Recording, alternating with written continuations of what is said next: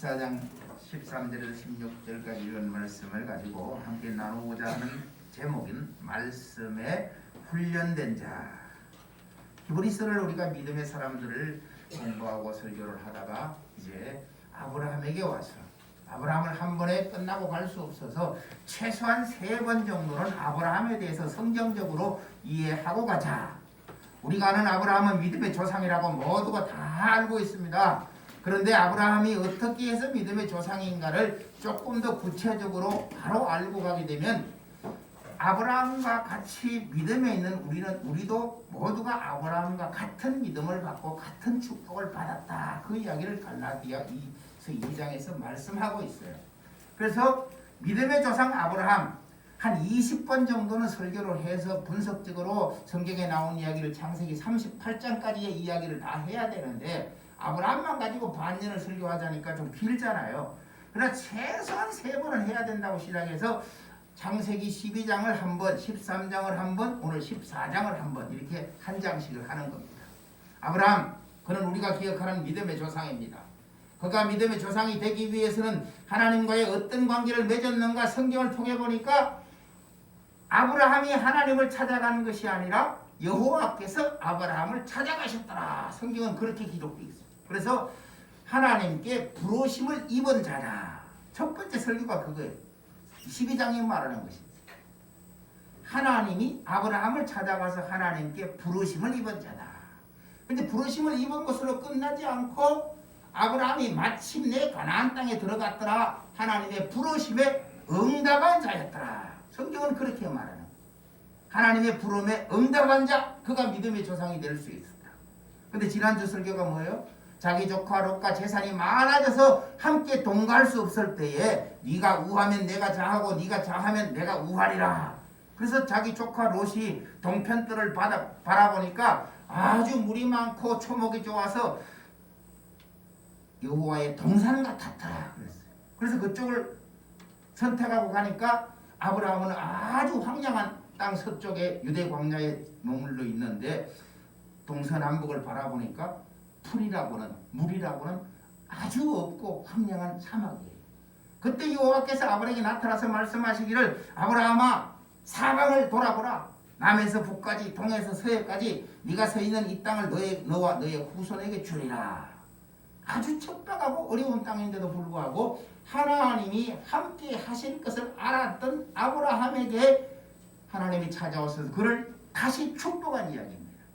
축복은 이미 12장에서 축복하셨어요. 아브라함아 너는 내 본토 친척 아비 집을 떠나 내가 너에게 지시할 땅으로 가라. 내가 너로 큰 민족을 이루고 복을 주리니 너는 복의 근원을 될지라. 이렇게 큰 민족을 이루고 너를 창대케 하리니 너는 복의 근원이 될지라. 그러면서 약속도 했잖아요. 누가 너를 저주하면 내가 그를 저주할 것이요 누가 너를 축복하면 하나님께서 내가 그를 축복하리라. 그런 약속을 받았어요. 그리고 그 약속 속에 애굽으로 갔다가 올라와가지고 다시 삶을 시작해서 부유한 부자가 되었을 때에 그 척박한 땅을 중심으로 그의 삶을 시작할 때에 그 삶이 고달플 수 있어요. 근데 오늘 14장에 와서 뭘 말하냐면 우리가 살면서 하나님의 부르심에 응답할 수 있는 사람이에요. 하나님의 부르심을 인식할 수 있는 사람이에요. 그 부르심이 인식되는 것을 가리켜 콜링, 소명이라고 말해요. 하나님이 나를 부르셨다. 하나님의 부르심을 응답하는 내가 하나님께 응답하는 것을 콜링, 소명이라고 해요. 그 소명을 받았으면 이제 하나님의 말씀을 알고 말씀에 충실하겠다고 응답하면서 내 사명을 가진다 그렇게 말해요. 그래서 그 콜링, 소명과 사명을 확실하게 느낀 사람은 주로 목회자의 길로 가요. 꼭 목회자의 길로 가지 않더라도 교회에서는 없어서는 안 될 꼭 필요한 헌신자가 되어 있어요. 왜? 하나님의 부르심을 알았고 하나님의 부르심에 응답한 사람이기 때문에. 그래서 그런 사람들을 예배를 빠지지 않고 그런 사람은 교회의 어려움을 외면하지 않고 그런 사람은 다른 믿음의 사람들의 고통을 외면하지 않고 하나님의 사랑으로 함께 하려고 마음을 준비해서 그 사람들을 성경에서는 말하죠. 교회에서는 말하죠. 교회를 위해 하나님의 복음을 위해 헌신, 봉사, 충성하는 사람. 나아가서는 희생하는 사람이라고 말할 수 있어요. 그런데 오늘 이 이야기는 간단한 이야기 같아요. 도망한 자가 와서 히브리 사람 아브라함에게 이르되 조카 롯이 사로잡혀 갔다고 합니다. 그 이야기를 하는 거예요. 13장에. 그때 아브라함 족속 아모리 족속 마므레의 상술이 섣불 근처인데 마므레라고 하는 사람은 한 사람의 이름입니다. 토지를 영역을 보유하고 있는 사람. 그 마므레는 있는데 마므레 누구냐? 에스골의 형제요 아넬의 형제라. 이 삼형제 아들 삼형제 중에 마므레와 아넬과 에스골이라는 사람이 나타나요. 그들은 아브라함과 동명하였더라. 그래서 아브라함이 그의 조카의 사로잡힘을 듣고 집에서 길리고 훈련된 자 318명. 뭐 특별한 의미는 없어요. 318이라는 숫자가 나왔어요. 318명을 거느리고 단까지 쫓아가서 그와 그의 가신들이 나뉘어 밤에 그들을 쳐서 부수고 다메섹 왼편 호박까지 쫓아가서 모든 빼앗겼던 재물과 자기의 조카 롯과 그의 재물과 그의 부녀와 친척까지 다 찾아왔더라. 본문은 이렇게 짧게 읽었어요. 근데 오늘 14장에 시작하는 이야기를 가만히 보면 이 사건이 굉장히 방대합니다. 14장 1절에 보면 당시에 시날 왕이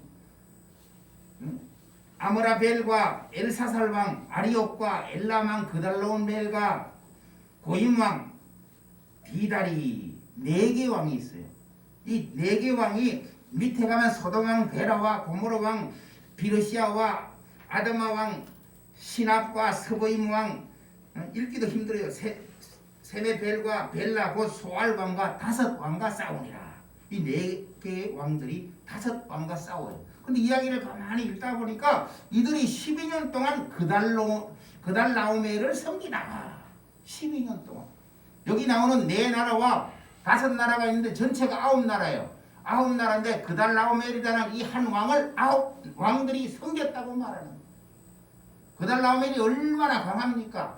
근데 강한데 반역이 일어나니까 5 왕들이 반역이 일어나니까 자기 혼자 5 왕을 치기가 힘이 들어서 주변에 말 잘 듣는 3개의 왕들을 3나라를 붙여서 4나라 왕들이 5나라 왕들을 치러 가는 거예요. 왕들이라고 말했어요. 반역한 그들을 치러 갈 때 전쟁이 깊어지고 싸움이 깊어지니까 당연히 그달라오멜이 더 세겠지요. 12년 동안 조공을 받고 그들을 지배했으니까. 그런데 그들이 반역한다고 다른 3 왕들을 데리고 4 왕이 치러 가니까 5 왕이 혼비백산해서 전쟁에서 지고 도망을 가는 이야기가 쭉 기록되어 있어요. 그런데 그 왕들만 한 게 아니에요. 그 왕들을 치러 가다 중간에 만난 사람이 있죠. 5절에 보면 제14년에 그달라오멜 그 함께한 왕들이 나와서 아스드롯 가르나임에서 르바 족속을 쳐버리고 함에서 수소 족속을 쳐버리고 사회 기다리는 임에서 엠 족속을 쳐버리고 호리 족속을 치고 마지막엔 아말렉 족속까지를 쳐버렸어요. 5 족속을 치고 전쟁을 성성장구해서 모든 땅들을 회복하고 다시 장악하는 과정이에요. 근데 아브라함은 여기 어떻게 나와요? 이들이 족속으로 나올 때 아브라함도 사실은 족속이에요. 근데 아브라함이 이때까지 14장에서 가족이 얼마나 있어도 족속을 거느립니다. 아마 이때 아브라함이 이삭을 낳아서 이삭이 아주 어린 시절일 거예요. 그런데 집에서 318인을 길리고 연습한 자가 있었다. 어떻게 318인을 두고 있었을까요? 애굽에 내려갔다가 애굽 왕으로부터 선물을 사함받고 아내를 줬다가 하나님께서 바로의 집에 재앙을 내리심으로 그 대가로 바로 왕이 준 재물이 있으니까 그 재물을 관리하는 소떼와 양떼를 키우기 위해서 고용한 인원이 318명, 말하자면 남자만 318명의 목동이 있었다는 얘기예요. 군사라고 보면 안 됩니다. 전쟁하려고 비는 군사가 아니에요. 양을 치는 군사로 길리고 연습한 자 318명이 있는데 이들은 전쟁을 대비해서 318명을 길리고 연습했다고 볼 수가 없어요. 자기 양들을 치기 위해서.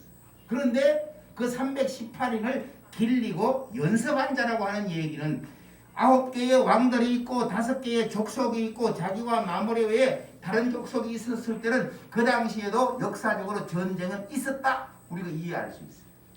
전쟁이 있어요.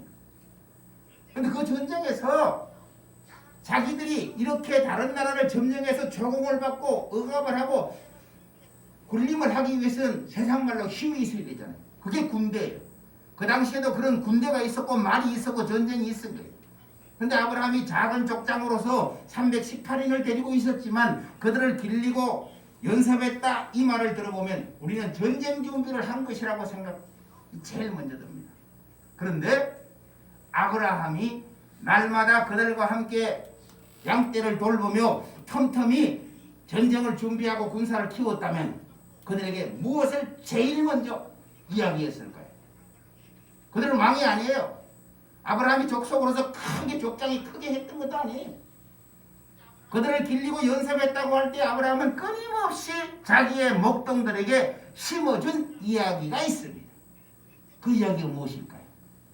그 이야기가 창세기 12장에 나타났던 하나님의 약속을 전달해 주는 겁니다.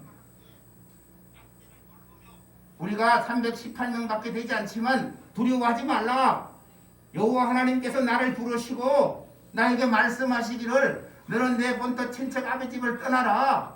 그러면 내가 너로 큰 민족을 이루고 창대케 해서 너를 복의 근원을 삼을 것이다. 그 이야기만 했어요? 아니, 하나님께서 내게 약속하기를 누가 나를 저주하면 하나님께서 그를 저주하시겠다고 약속하셨다. 누가 나를 축복하면 하나님께서 그를 축복하시겠다고 약속하셨다. 하나님의 말씀의 약속을 끊임없이 자기의 목동들과 길리고 연습한 자들에게 반복 알려줬다. 여러분, 하나님의 보증이 하나님의 약속이 여러분 속에 남아있다면 여러분이 세상 살면서 어떤 느낌이겠습니까? 어떤 환경을 당하는데 그 환경이 두렵습니까? 하나님의 약속이 있어요. 하나님의 보증이 있어요. 이 하나님의 약속과 하나님의 보증을 기억한다면 우리는 세상 가운데 두려울 것이 없어요. 제가 10년 전에 극동방송에 가서 CBS 방송에 가서 방송을 2번 한 적이 있어요. 극동방송에 가서 45분 동안 선교 행전이라는 프로그램에 가서 간증을 하니까 CBS에서 방송이 와서 CBS에 가서 사도행전 25장이라는 프로그램에 가서 1시간을 방영을 했어요. 그때 방송국에 가서 한 이 성경의 말씀의 간증이 뭐냐 하면 하나님 외에는 두려울 것이 없다. 그렇게 제가 했어요. 45분 1시간 동안 그 방송을 하니까 PD가 그 방송을 다 찍고 나서 제가 25회째인가 나갔어요. CBS에. 그러니까 CBS에 그 PD가 아유 선교사님 25회째까지 성교행전 25장을 쓰면서 간증을 했는데 선교사님 간증이 너무너무 감동이 되니까 내가 매일 기쁘게 가서 1시간 동안 방영하면 선교 헌금 구자로 헌금을 받아줍니다. 그러면서 내가 매일 기쁘게 가자고 하는 거예요. 근데 제가 이제 중국 들어가기로 비행기표를 끊어놓고 일정을 잡아놔서 굳이 제가 방송 가서 그런 간증 안 해도 하나님께서 다 이끄시니까 괜찮습니다를 포기하고 갔어요. 제가 하와이 가서도 하와이 방송에서 생방송에서 1시간 동안 똑같은 간증을 했어요. 하나님 외엔 두려울 것이요. 그 당시만 해도 중국이라는 이 선교지가 굉장히 선교사들에게 압박을 주는 것이었어요. 두려움을 주는 것이었어요. 움직이면 움직일 때마다 불편한 것이었어요. 그런데 육체를 죽이는 세상을 두려워하지 왕들을 두려워하지 말고 영혼까지 죽이는 하나님을 두려워하라. 하나님께서 우리의 모든 것을 지배하시고 죽고 사는 것이 하나님께 달렸다는 것을 알을 때에 하나님 외에는 세상은 두려울 것이 없다. 그 간증을 오래 한 적이 있어요. 아브라함이 하나님께로 받은 축복의 약속이 그것입니다. 내가 너와 함께하리라. 네가 어디를 가든지 내가 너와 함께하리라. 하나님의 약속이 있어요. 누가 너를 저주하면 내가 그를 저주하고 누가 너를 축복하면 내가 그를 축복하리라. 아브라함이 자기만 알고 있는 것이 아니라 집에서 길리고 연습한 자 318인에게 끊임없이 그 하나님의 약속과 하나님의 보증을 전달했더라. 전달이 뭐예요? 그게 훈련이라는 거예요. 말씀에 준비된 자였기 때문에 그는 하나님께서 성경을 통해서 우리에게 말씀하실 때 믿음의 조상이라는 기록을 남기는 거예요.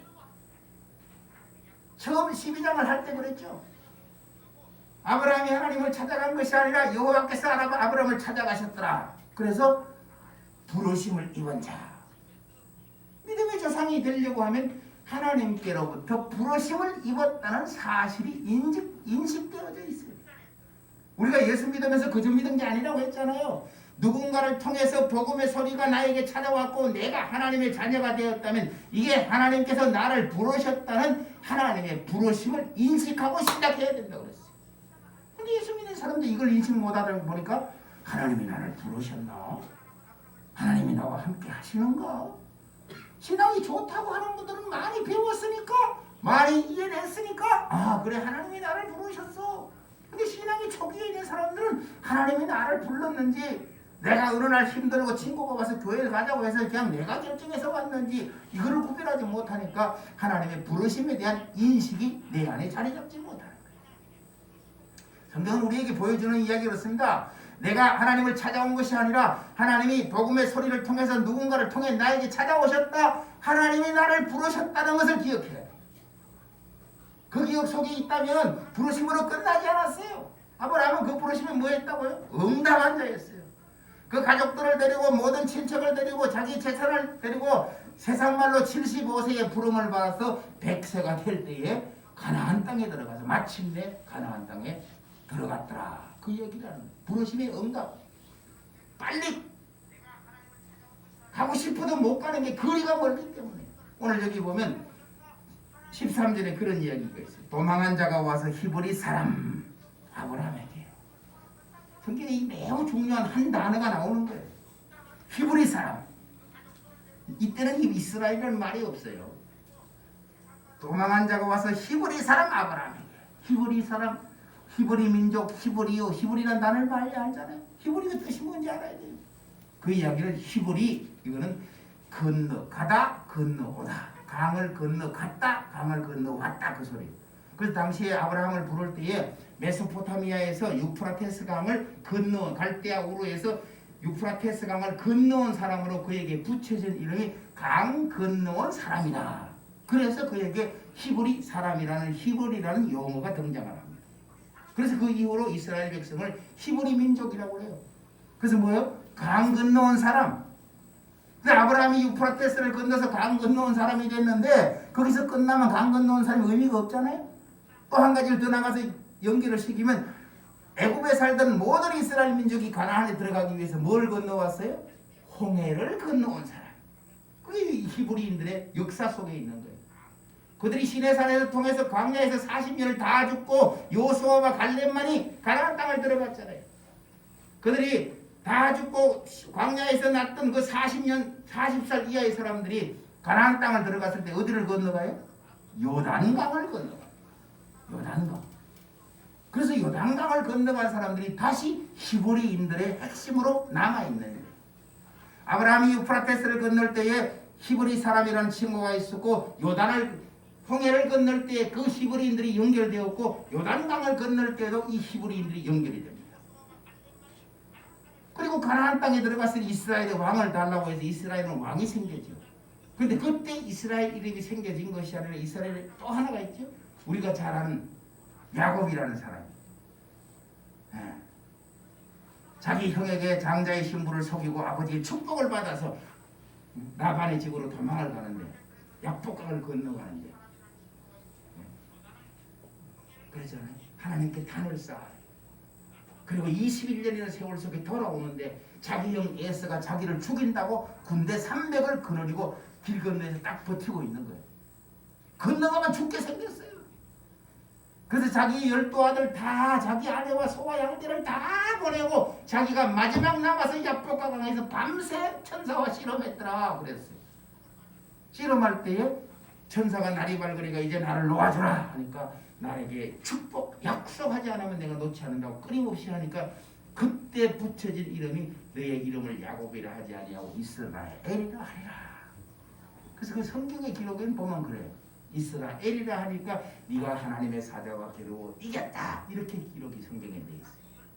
그런데 이제 이 역사 속에서 히브리어를 연구한 사람들이 다시 말하기를 이스라엘 이렇게 되어 있어요. 이스라엘은 도우신다, 지켜주신다, 함께하신다 그 이야기예요. 엘은 뭐예요? 하나님이에요. 하나님께서 도우시고 하나님께서 함께하시고 하나님이 지켜주시고 하나님이 인도하신다. 그래서 이스라엘이라고 했어요. 번역상에는 그냥 하나님의 사자가 겨루어 이겼다 하여 이스라엘이라 하니까 사람이 하나님을 이긴 것으로 되어 있는데 실제 히브리어 속에서는 이스라엘 하나님이 너를 지키시고 보호하시고 인도하시고 도우신다. 그 이야기가 이스라엘이라고. 이스라엘 백성은 하나님께서 돕는, 하나님께서 지키시는, 하나님께서 함께 하시는 백성이라고 이스라엘이라는 말이 나와요. 그래서 이 히브리라는 말과 이스라엘이라는 말을 한 번 더 짚고 넘어가는 겁니다. 말씀에 훈련됐다는 이야기가 여러분 하나님의 부름에 응답한 자가 되었으면 여러분의 삶의 환경 가운데, 고통 가운데, 위기 가운데 정말 여러분이 하나님을 선택하고 살았느냐 봐야 되는 거예요.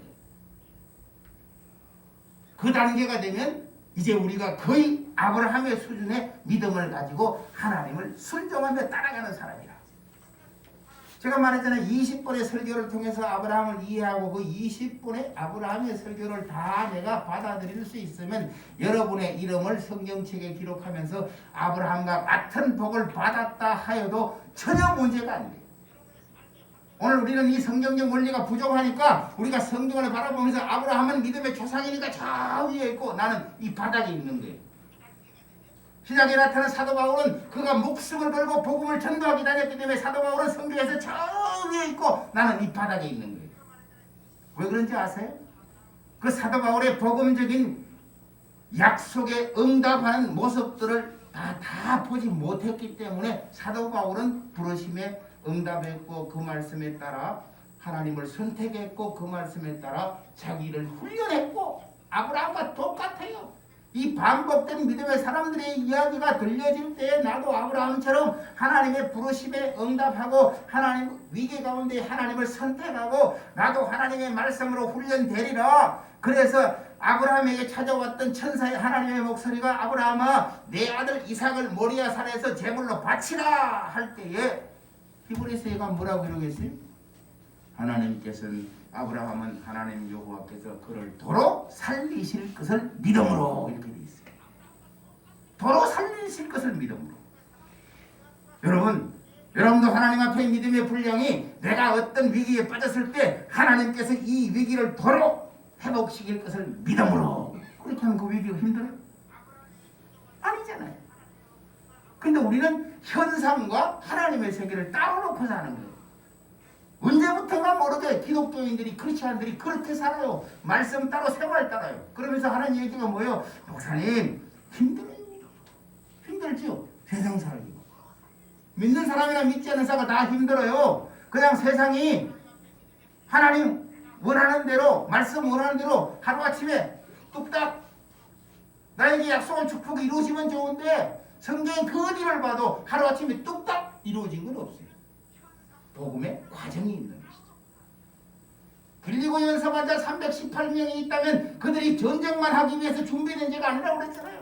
낮에는 양을 돌보고 소를 돌보고 염소를 돌보고 낙타를 돌보고 그들의 양떼를 돌보면서 시간 날 때마다 마음을 합하여 위치를 바꾸고 318명이 이 네 왕들과 싸운다는 얘기는 우리 계산으로는 안 나오는 거예요. 계산으로는. 그들은 왕이고 나라고 여긴 족속이에요. 근데 한 나라도 아니고 네 나라가 있는데 그들을 쳤어요. 성경에 뭐라고 그래요? 밤에 가신을 나누어 밤에 작은 무리가 큰 무리를 치려고 하면 보이는 데서 못 싸우니까 밤에 치는 거죠. 밤에 전쟁에 승리한 이야기 잘 알죠? 기드온 이스라엘이 위기 가운데 빠졌을 때 하나님이 기드온을 찾아와서 말하잖아요. 큰 용사 기드온아. 기드온이 뭐라고 그래요? 하나님 왜 나를 큰 용사라 부릅니까? 하나님께서 너와 함께 하신다. 아이고 그런 말씀 하지 마세요. 내가 지금 타작하다가 들키기만 하면 내 곡식을 다 뺏길 판에 두려워서 숨어서 포도주 틀에서 숨어서 밀타작을 하고 있는데 나를 보고 큰 용사라고 아니라 하나님께서 너와 함께 하시니 네가 이스라엘 구원자가 될 것이다. 근데 기도원이 그 말을 듣는데 자신이 안 생기고 그 하나님께 한 얘기가 있어요. 내가 한 번만 하나님 여호와를 시험하리이다. 말해라. 오늘 밤에 이 양털 한 뭉치를 바깥에 내어놓을 테니까 양털에 이슬이 묻고 사방이 바짝 마른다면 내가 하나님의 나를 부르신 것을 믿겠습니다. 그 자고 일어났는데 기도원의 이야기처럼 양털에는 이슬이 있고 사방은 바짝 마랐어요. 그 다음 날에 대해서 찾아온 천사에게 기도원이 한 번 더 말합니다. 내가 한 번만 더 여호와를 시험하겠습니다. 시험한다는 얘기가 부탁하겠습니다. 오늘은 반대로 양털에는 이슬이 바싹 없이 마르고 물이 없고 바닥은 이슬이 내린 것을 하나님을 믿겠습니다. 그 두 번 하는 거예요. 그 다음 자고 있다니까 양털은 뽀송뽀송한데 사변은 물이 줄줄 흐르면서 이슬이 가득했더라. 그 말을 듣고 기도원이 하나님의 말씀에 내가 어찌하오리까 하니까 하나님께서 말씀하기를 나팔을 불러 전쟁을 위하여 사람들을 모으려 하니 10만 명이 넘는 사람이 몰려와서 기도원 앞에 몰렸을 때 여호와께서 말씀하시기를 전쟁에서 사람으로 말미암아 전쟁을 이겼다 할까 하노라. 너무 많으니까 바쁜 사람, 집에 농사 짓던 사람, 애 놓은 사람, 가정에 복잡한 사람, 일 있는 사람 돌아가게 해라, 선포를 하게 해라. 선포하니까 10만 명이 넘는 12만의 군사 중에서 10,000명이 남고 나머지는 다 돌아갔더라 했어요. 전쟁하는데 10,000명만 해도 충분할 것 같은데 적은데 하나님께서 이거도 많다. 저 10,000명을 시냇가로 가서 물을 마시게 해라. 그래서 명령이 떨어졌어요. 여러분 전쟁하기 전에 하나님께서 말씀하신다. 내려가서 겨울에 시냇가에서 물을 마셔라 하니 사방을 둘러보면 무릎을 꿇고 물을 떠먹는 사람이 300인지라 나머지 9,700은 천복 갈증 때문에 엎드려서 허겁지겁 물을 마시는데 여호와께서 둘러보면서 무릎을 꿇고 서로로 물을 떠먹는 개처럼 물을 핥아먹는 사람을 따로 세우라 하시니 300명이었더라. 그 300명을 가지고 여호와께서 말씀하시는 거예요. 이제 너희는 항아리를 준비하고 횃불을 준비하고 나팔을 준비해라. 전쟁하는데 무슨 횃불과 나팔과 항아리가 준비합니까? 그래서 하나님의 말씀이 그래요. 항아리를 준비하고 기름에 횃불을 준비하고 나팔을 불어서 밤이 되어서 정오쯤 되어서 밤중에 나경에 나팔을 불고 항아리를 깨뜨리고 불을 밝히라. 그 300명이 항아리를 깨뜨리고 횃불을 피우고 나팔을 부니까 잠자던 적군들이 적이 쳐들어온 줄 알고 자기네끼리 칼을 침으로 모두가 전멸하였더라. 300명의 역사가 18만이 넘는 군대를 파괴한 이 기도원의 역사가 있어요. 318인의 아브라함이 길리고 연습한 자가 5 왕이 전쟁하는 그들을 파하고 잡혀갔던 롯과 재물을 다 도로 찾아왔더라. 말씀에 훈련됐다는 거예요. 그 말씀이 뭐라고요? 하나님이 자기를 부르시고 축복한 말씀을 기억했다 이 말이요. 기억하는 것이 아니라 그들을 훈련하고 훈련할 날마다 그들에게 하나님이 우리와 함께 하신다는 사실을 인식시켜줘. 우리 속의 신앙의 삶이 뭐예요? 하루를 살며 한 달을 살며 한 주간을 살며 하나님이 나와 함께 하신다는 생각을 잊지 말아라고 하는 거예요. 제가 처음 와서 여기 와서 여러분들하고 약속한 이야기가 그거예요. 성경 말씀을 듣고 잊어버리지 말고 한 주간 그 말씀이 여러분 마음속에 묵상이 되어서 삶을 이끌어가는 생명의 힘이 되라. 제가 수요일을 잠깐 보내잖아요. 제목 보내면 여러분들이 이 오늘 주일에 들었던 설교가 사람마다 차이는 다르지만 남을 거예요. 제가 성부영신 예배 드렸을 때 제가 4월 23일부터 지금까지 여러분과 나눈 말씀을 다시 한번 나누길 원해요. 그 말씀이 내 속에 남아 있어야 돼요. 그게 하나님의 축복이고 그게 하나님의 약속이고 그게 하나님의 보증이에요. 제가 그런 얘기 참 많이 했어요. 예배드리고 점심 먹으려고 하면 오늘 주일 설교를 잊어버려. 본문이 뭔지 잊어버리고 제목이 뭔지 잊어버리고. 그래서 그것보다 중요한 게 뭐예요? 장로님 오셨어요? 집사님 오셨어요?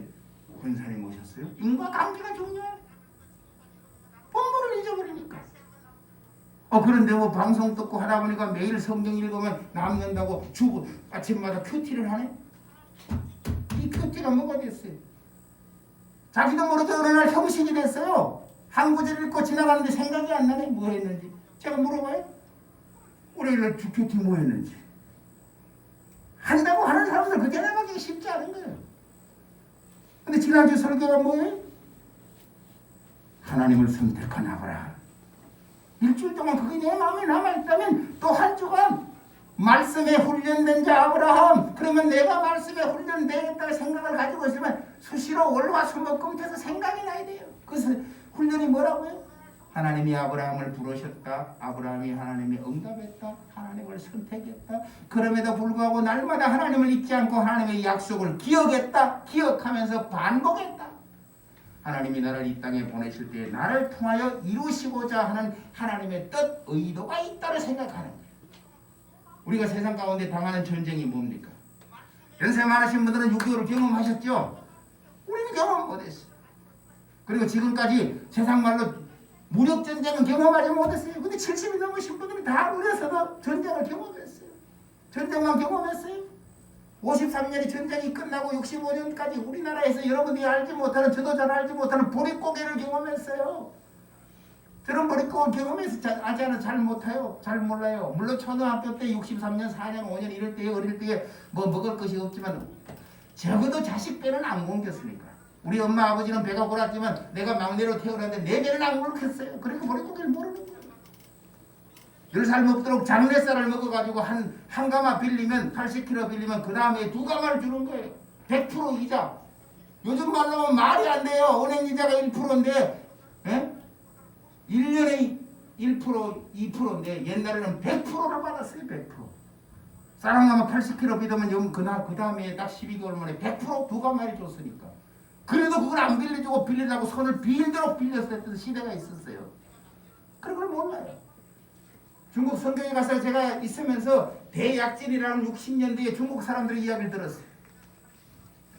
여러분이 잘 알지 못하면 감숙성이라고 하고 청해석이라고 하는데 감초가 나는 동네가 감숙성이에요. 한약방에 감초, 그 풀, 그게 감초가 나는 동네 감숙성인데 대약진 운동을 할 때 1960년대 인구의 40%가 죽었대요. 죽고 싶어 죽은 것이 아니라 가뭄이 들어서 먹을 것이 없어 40%가 10명 중에 4명이 죽는데 한 집마다 1명 내지 2명은 다 죽었대요. 먹을 것이 없어서. 근데 막상 먹을 것이 없었던 줄 압니까? 집집마다 시정자는 다 가지고 있었어요. 이 시정자를 먹으면 며칠은 더, 한 달은 더 연장을 하는데 이 종자를 먹으면 그 다음에 식구가 다 죽기 때문에 자식이 죽어가는 걸 할아버지가 아버지가 죽어가는 걸 보고도 이 시정자를 먹지 못했대요. 이걸 씨를 뿌려가지고 내년을 먹어야 되니까. 몇 년 동안 그런 생활을 지냈다고 하는데 가슴이 막 하더라고요. 부모와 자식이 먹을 것이 없어 죽어가는 현상이 있다면 이게 40%라고 프로테이지 말이 10명 중에 4명이 굶어 죽죠. 병들어 죽는 게 아니죠. 1990년대에 이북에 300만이 죽었다는 이야기도 들었죠. 근데 뭐 중국은 훨씬 많이 죽었어요. 근데 우리가 이 성경을 통해서 뭘 한다고요? 말씀에 훈련된 자예요. 아브라함이 그렇게 말씀에 훈련됐다고 여러분이 생각하지 않으셨다면 오늘 이 성경을 통해서 아브라함은 철저하게 하나님의 말씀에 훈련된 자라는 것을 기억하시기 바랍니다. 약속만 받고 그 약속을 믿고 배짱 부리면서 나는 하나님의 보존받았다 이게 아니에요. 오늘날 성경을 접하면 우리는 뭐래요? 우린 하나님의 자녀야. 세상이 나를 건드릴 수 없어. 무슨 독을 마실지라도 무슨 뱀이 집으며 어떤 일을 할지라도 나는 괜찮아. 이 배짱이 아니라는 거예요. 하나님의 부르심 앞에 내가 인정하고 그 부르심에 응답하고 내가 하나님을 선택하며 위기 가운데 있다면 하나님이 나와 함께 하십니다. 여러분 사업하다가 보면 뭐예요? 부도가 나요. 부도가 끝이 아니라는 사실을 기억하기 바랍니다. 왜? 하나님의 약속을 붙들고 있으면 그 부도는 반드시 회복되어 있습니다. 위기와 어려움과 고난이 있어요. 위기와 어려움과 고난을 닥치고 결코 위기와 어려움과 고난이 끝나지 않는 거예요. 왜? 하나님의 약속의 말씀을 붙들면 우리는 반드시 회복할 수 있어요. 사람이 실망하면 우울증이 꽉 차지요. 우울증이 차면 뭐래요? 죽고 싶은 마음이 자기를 사로잡습니다. 그런데 하나님의 약속의 말씀이 있다면 그 우울증을 듣고 일어날 수 있는 기회를, 희망을 하나님께서 반드시 우리에게 주신다는 사실. 여러분이 당한 어려움이 있으면 하나님을 바라보세요. 위기가, 경제적인 위기가 찾아왔다면 하나님을 다시 바라보세요. 정말 죽고 싶을 만큼 배신이 찾아왔다면 하나님을 바라보세요. 하나님, 내가 다시 일어서겠습니다. 아브라함처럼 말씀에 훈련된 자가 되겠습니다. 훈련이 뭐라고요? 하나님의 약속을 기억하는 것. 하나님이 자기를 찾아온 부르심을 기억하는 것. 내가 하나님 앞에 나아가 응답했던 것을 기억하고 내가 어려움과 공부와 위기 가운데서도 하나님을 선택했다는 복음의 삶을 나에게 채워서 회복하고 기억하는 것이 말씀에 훈련된 것이에요. 이 말씀의 감동들이 우리를 이끌어가는 거예요. 가정과 위기와 교회와 사업과 각자의 삶 속에서 얼마나 어려움이 있습니까? 요즘 소상공인 300만이라고 하는 사람이 얼마나 어려우면 이유도 묻지 않고 300만에게 일단 100만 원씩 3조를 주겠다고 이야기했잖아요. 정부가 한 약속이에요. 300만 소상인 뭐라고 그래요? 사업자 등록자에게 일단 이유를 묻지 않고 100만 원을 지원하겠다. 그리고 앞으로 뭐예요? 1000만 원씩 지원하겠다 해서 30조. 그것도 모자라니까 어떤 사람은 3천만 원 주겠다 하니까 우리나라가 100조라는 예산을 세우고 가난한 사람 돕겠다고 하는 거예요. 가난한 게 아니죠. 사업에서 망한 사람을 돕겠다는 거예요. 정부도 이렇게 회복을 위해서 노력하는데 하나님 하나님의 약속이 있는 우리에게 그보다 더 좋은 것, 더 큰 것으로 주시지 않겠냐고. 마음의 고통이 있으면 주님 앞에 찾아오세요. 경제적 위기가 있다면 주님 앞으로 찾아오세요. 삶의 인간적인 배신이 있다면 하나님께로 찾아오세요. 찾아온다는 얘기가 뭐예요?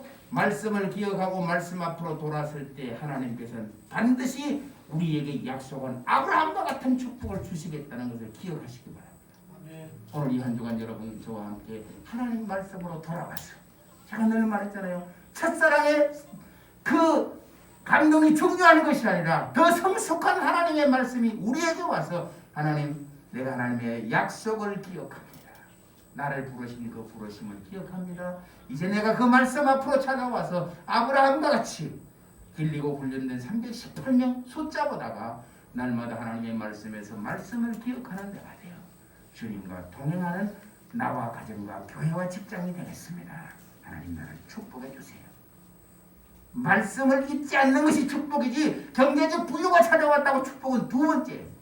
가장 먼저 축복은 이런 하나님의 말씀 앞으로 돌아가는 자신이 가장 큰 축복이다.